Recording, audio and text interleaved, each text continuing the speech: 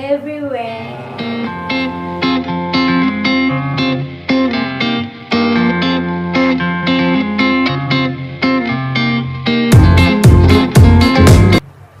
Oke, di Math is Everywhere kali ini kita akan bahas apa sih di jalanan Malioboro ini? Ada yang tahu? Kalian lihat nggak? Ada sesuatu putih-putih di sana? Ya, kita akan bahas tentang garis dan sudut.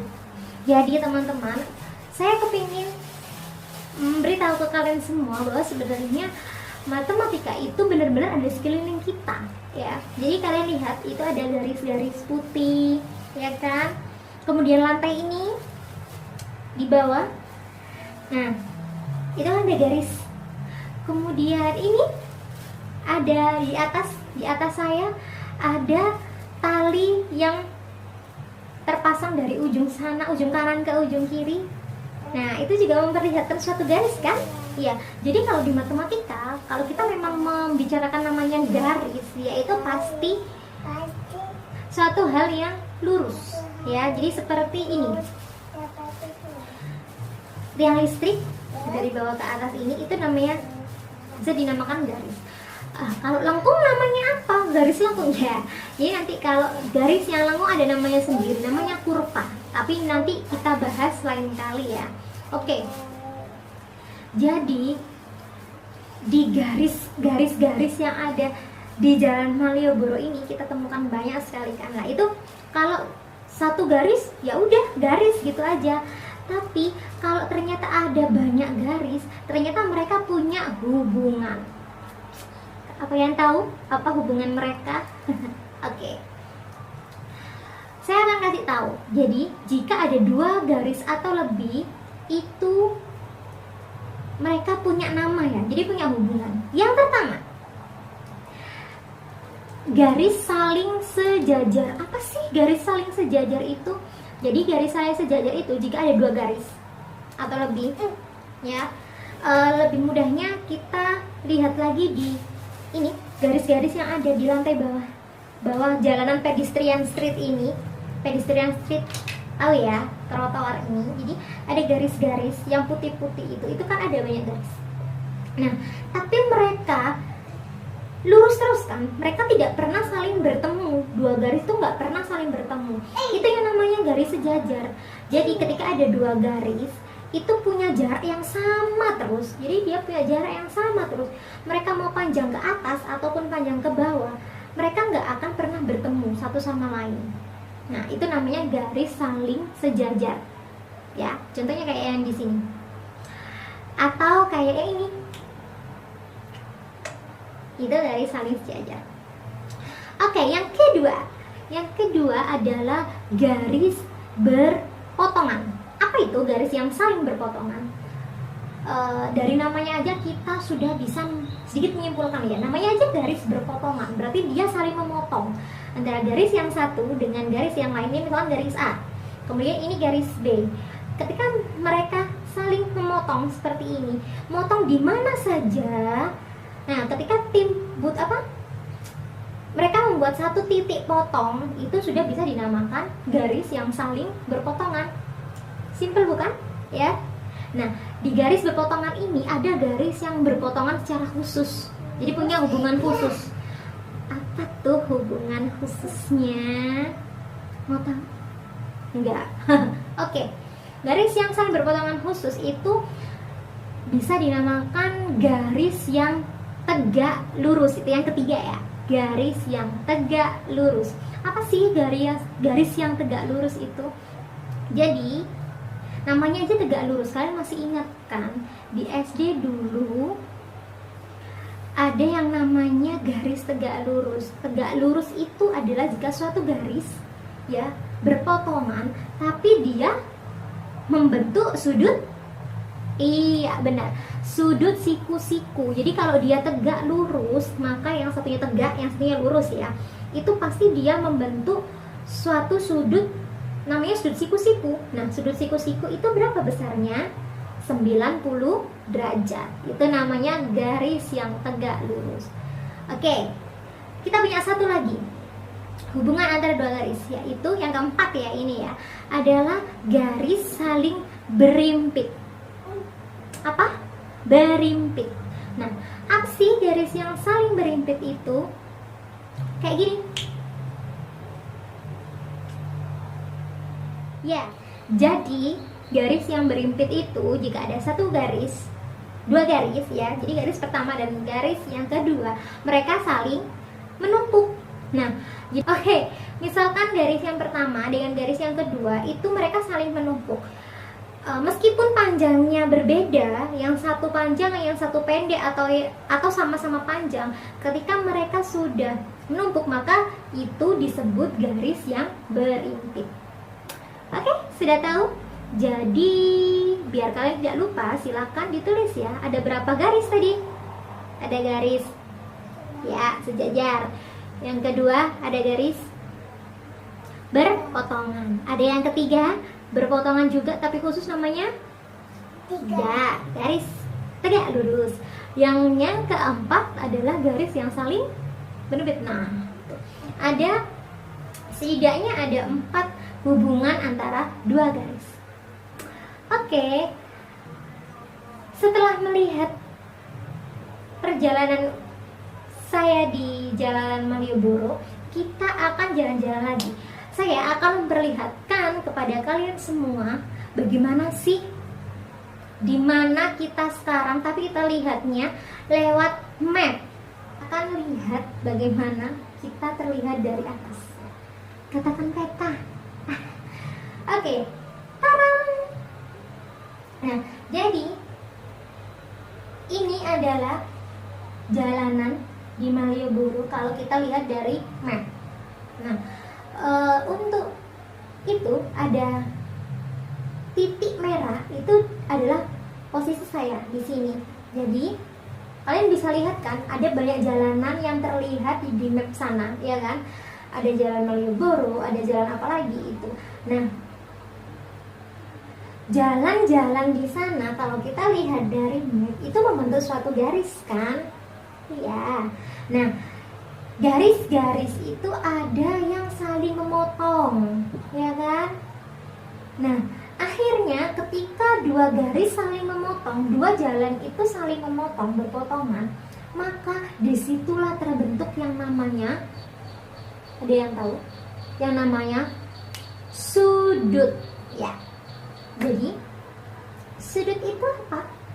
Jadi kalau secara matematis itu, sudut itu adalah daerah di antara dua garis. Itu yang namanya sudut, ya. Daerah sudut. Jadi sudut itu adalah daerah di antara dua garis. Jadi misal ada ini satu garis, dia berpotongan dengan garis yang lain. Nah, di sekitarnya ini dinamakan sudut, ya kan? Kalian pasti ingat karena di SD sudah ada pembelajaran tentang sudut, ya kan? Nah, kita kilas balik lagi nih, ada sudut apa aja sih, ya? Nah, ada yang namanya sudut lancip. Apa sudut lancip? Ya, sudut yang besarnya kurang dari 90 derajat, ya kan? Ada lagi yang namanya sudut siku-siku. Sudut siku-siku yang besarnya 90 derajat. Terus semakin lebar lagi ada yang namanya sudut tumpul. Sudut tumpul itu sudut yang lebih dari 90 derajat.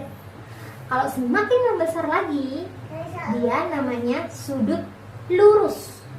Sudut lurus itu besarnya 180 derajat. Kalau lebih besar lagi, itu namanya sudut refleks, ya. Jadi dia lebih besar dari 180 derajat. Kalau lebih besar lagi sampai sudutnya satu putaran, namanya adalah sudut rotasi. Jadi sudut 360 derajat. Kalau digambar kayak gini. Nah, kayak gitu, ya. Oke, kalau tadi garis punya hubungan, ya kan? Nah, di sudut kira-kira mereka punya hubungan juga apa enggak ya? Ya, iya. Jadi kalau di sudut mereka juga punya hubungan ketika ada dua sudut. Jadi sama seperti garis. Kalau dia satu aja dia udah disebut garis lurus seperti itu. Tapi kalau ada dua garis mereka punya hubungan kayak tadi. Ini juga sama. Sudut kalau cuma satu aja bisa disebut sudut lancip, sudut siku-siku, sudut tumpul, sudut refleks, sudut lurus seperti itu. Tapi kalau dia sudah ada sudut yang lain, mereka punya hubungan. Nah, hubungannya apa aja? Jadi hubungannya ya dua, ya. Apa aja? Yang pertama adalah sudut yang saling. Namanya saling berarti sudutnya ada lebih dari satu ya. Sudut yang saling berpenyiku atau berkomplement. Oke, jadi sebelumnya kita lihat map ini ya. Kita tarik garis-garis di setiap jalan yang ada di peta ini. Oke. Nah, setelah kita tarik garis-garis seperti ini, coba kita lihat yang ada di ujung sana. Misalkan ada itu dari jalanan apa ya? Jalanan itu dan jalanan yang satunya itu saling mereka membentuk sudut siku-siku ya. Kemudian ada garis lagi kan? Nah, seperti itu ada garis lagi di antara mereka berdua. Nah, maka kita sebut saja garis A, O, dan OB dan OC, gitu ya. Oke. Sudut AOB itu karena siku-siku dia pasti besarnya adalah 90 derajat, ya kan? Tapi ada lagi garis yang namanya garis OC. Nah, ketika ada garis lagi yang memotong mereka, maka terbentuk sudut lagi. Nah, akhirnya ada yang namanya sudut AOC dan BOC. Kayak gitu ya. Kalau diketahui sudut AOC adalah 40 derajat, maka ada yang tahu garis BOC berapa jumlahnya? 50. Iya, karena sudut AOB itu sudut siku-siku, ya kan? Dia pasti jumlahnya adalah 90 derajat besarnya. Maka sudut AOC ditambah dengan sudut BOC besarnya juga 90 derajat. Kalau AOC itu 40 derajat, maka BOC 90 dikurangi 40, 50 derajat. Ya, jadi sudut AOC dan BOC itu saling berpenyiku. Kenapa? Karena ketika mereka besarnya itu dijumlahkan, besarnya akan menjadi 90 derajat. Oke? Kita lanjut yang kedua. Oke, kita misalkan ya. Kita misalkan garis Malioboro, jalan di Malioboro ini kita buat garis AB. Lalu di pertigaannya kita bikin garis OC, ya. Kita tahu bahwa garis AB adalah garis lurus. Kalau garis lurus, maka besar sudutnya adalah ya 180 derajat. Nah, ketika dia dipotong oleh garis OC, maka terbentuk dua sudut. Sudutnya terbentuk adalah AOC dan BOC. Kalau misalkan diketahui bahwa AOC besar sudutnya adalah 80 derajat, maka besar sudut BOC adalah iya. Karena sudut AB adalah 180, sudut lurus, maka tinggal mengurangkan saja 180 dikurangi oleh 80 derajat, maka besar BOC adalah 100 derajat. Itu namanya sudut berkomplement. Oke, sampai sini. Dengan jalan-jalan kita tahu bahwa matematika ada di mana-mana. Oke, terima kasih. Biar kalian tidak lupa, maka silahkan dicatat poin-poinnya tadi ya. Kita sudah membahas tentang macamnya garis, hubungan antara garis, macamnya sudut, dan hubungan antara dua sudut. Oh iya, saya kasih bonus Ada yang masih belum tahu bagaimana cara mengukur sudut? Oke, caranya seperti ini. Kita bisa menggunakan busur. Oke? Oke. Sampai jumpa di lain kesempatan dan sampai jumpa di tempat-tempat yang indah lainnya. Karena math is everywhere. Assalamualaikum.